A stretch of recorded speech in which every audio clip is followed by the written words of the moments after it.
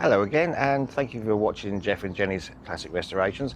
Well, Jenny won't be in this video much today because she's in the garden, but we're back to the Jaguar XF 2010. I showed you the problems with the headlights last time, how to do that.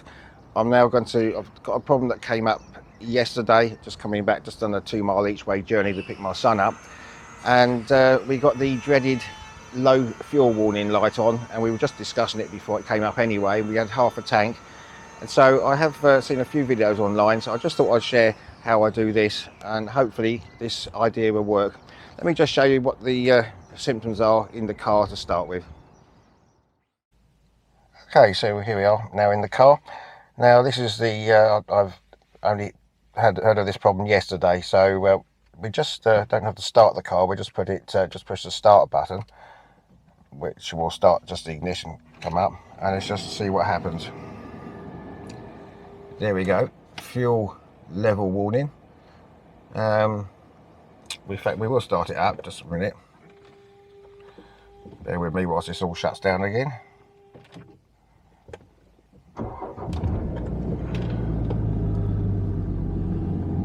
So there we go, no range at all, and low level warning. And then also, it's not come up now, but yesterday it came up on the screen here about trying to find a local garage to fill up. And the problem, I believe, what's worrying me a little bit is, I know there's half a tank in there, but apparently it can go into low performance mode, which can even cut it out. So the last thing I want to do is go around with that happening, even though I've got half a tank. So let's see if we can fix this problem today. Well, the fuel sender unit and the particular connection that we need to sort out excuse me, is under here. So the first thing we need to do is just remove this seat base. So there is apparently like a little clip under here somewhere. Let's see if we can do it. Okay, so it's just this little lever that releases the front part, and then we've got one at the back somewhere, or further down here, if I can find that one.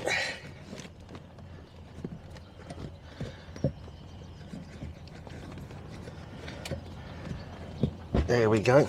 Now, excuse any mess under here. I've never ever cleaned out under here before.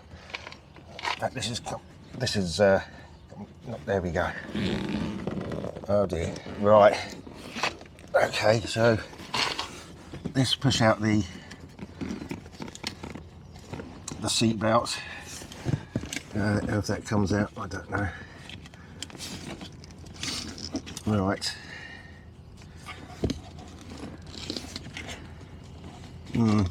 Can't even get the seat belt out.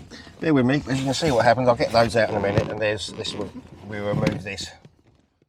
Okay, well, with the seat out of the way now, this comes off. This is just a bit of carpet, and then underneath here, this is the cover for it.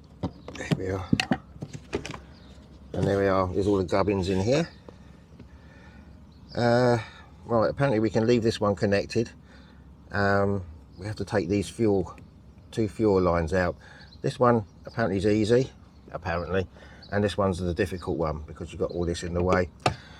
So I'll just release these, and then we've got to twist this collar off, which holds the actual sender unit in there. So I'll see how I get on with that. I'll be back in a moment. Okay, let me just show you. You just pull these green clips together, which there might be a little bit of leakage here of fuel. There we go, a little bit there, a few drops. This one is a bit awkward. I might have to use a screwdriver just to sort of clamp it and push it. So that comes out exactly the same, it's just a little bit more difficult. So let's get this one out and then we'll move on. There we go, there's Jenny keeping an eye on things out there in her gallery. So she won't be involved today though, but she has to say hello.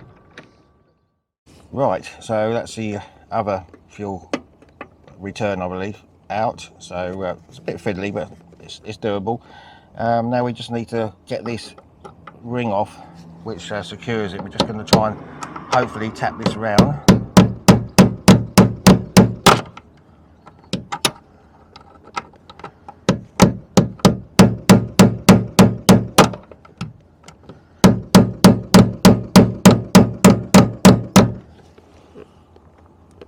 I think I'm going the right way.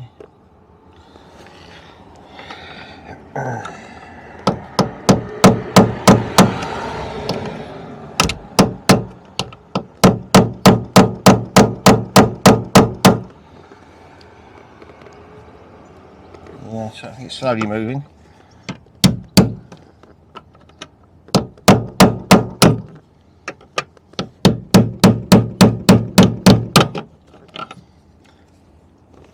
Okay, let me just carry on with this. As you can see, it is slowly moving around. Right, okay, so that is now loose, that ring. So now hopefully we can get this out somehow.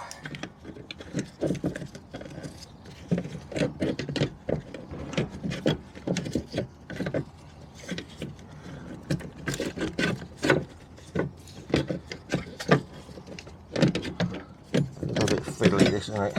Never mind. We'll have to pull this ring off first.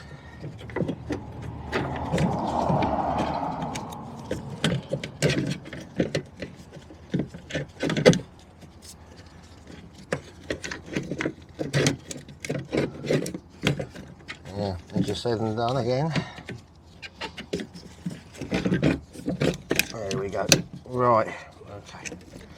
Right, okay, so there we are. A full tank of fuel.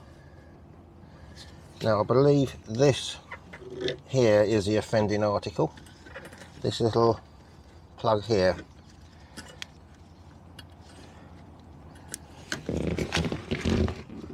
So let's take that out. And apparently it just needs cleaning. So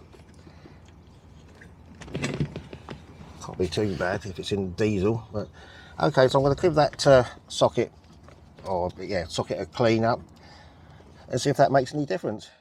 Well, I finally got this back in. The plastic bit here just fits into the little lug there, and then with a lot of fiddling trying to keep these pipes out of the way, you can finally get that back in and sealed, and then just tap that back in. Just get it started by hand, otherwise it's going to fall out all over the place. So just get it started and then just tap it in, which seems to be okay. So I'm now just going to connect these fuel lines up again and keep our fingers crossed and see what happens. Okay, back into the car again now. So just keep our fingers crossed. I haven't put everything back yet, just in case. So we go for an engine start, just make sure everything's all right. See, let's see. Oh, please, fingers crossed. And there we go, door open. And there we go, just back to half a tank again. So that seems to have cured the fault. So it's only a minor fault. Don't go to Jaguars and they charge you £300 labour and 150 quid for something you don't need. That's all you need to do, just clean that little connector out, and that usually does it. Thank you for watching that video. I hope you do find it useful.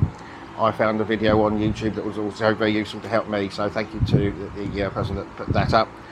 So until the next time, you take care out there, and from Jenny and myself, we wish you a very good day. Bye bye.